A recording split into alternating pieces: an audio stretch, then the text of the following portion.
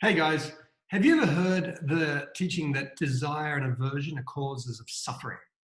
Desire and aversion, wanting, grasping, or not wanting, pushing away, a cause of suffering. Well, I absolutely adamantly believe that is true without a doubt. And so I want to share with you a few tips around how to not avoid pain nor seek pleasure. So let me tell you a little story about pleasure and pain. You know, years ago I was taught that pleasure is an interval between two pains. I believe that's the emotional roller coaster of life. Pleasure, fulfilling our desires. Pain, not fulfilling our desires. And somewhere in between all that, when we're neither wanting or not wanting, we're neither grasping nor pushing away, there's a state that's called, in Sanskrit, ananda, best translated as the word bliss.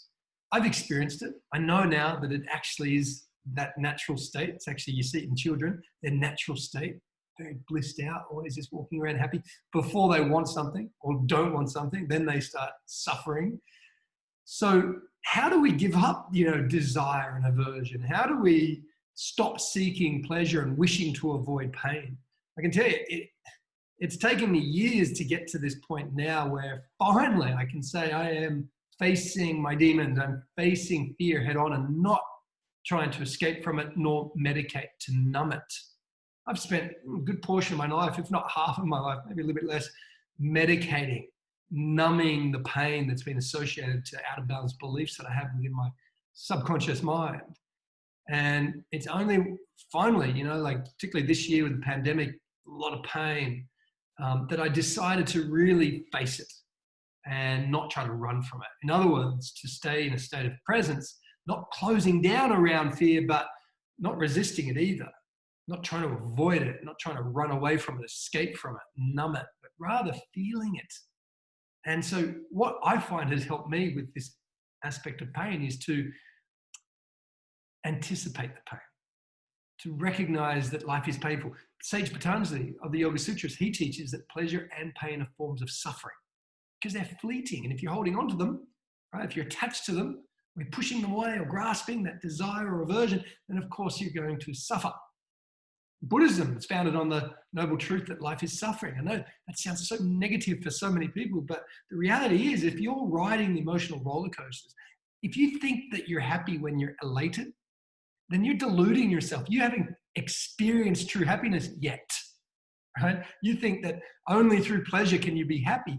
You're going to be like a dog that's chasing its tail, and maybe you think you got it occasionally, and then it's going to hurt enough that you let it go, right? And round in circles, this never-ending pursuit of happiness.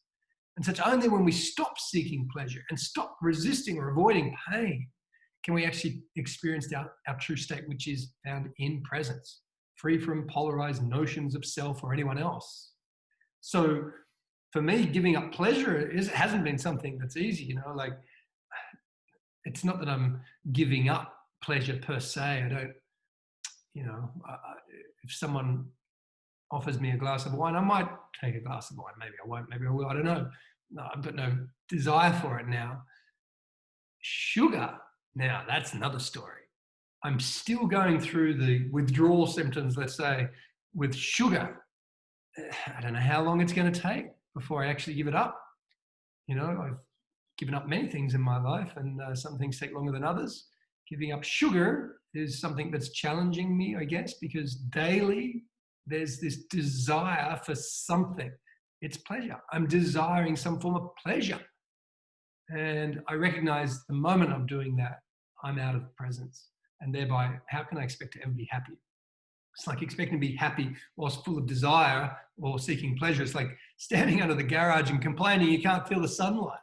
Right? Step out from beneath the garage and you might experience the light. Step out from beneath your desires, that desire, that seeking of pleasure, and all of a sudden you might feel a natural state of happiness.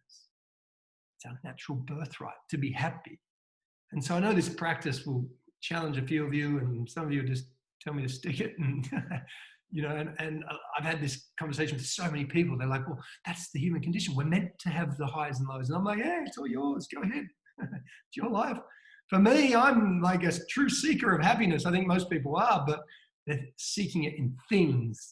They're seeking it in experiences.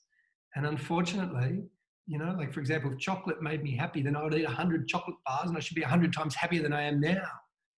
But that's just not the case. And chocolate doesn't make everyone happy. The happiness isn't in the chocolate. The happiness lies in neither wanting or not wanting.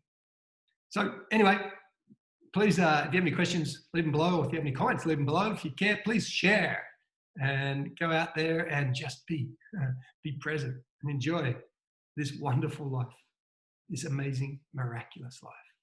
Ciao for now.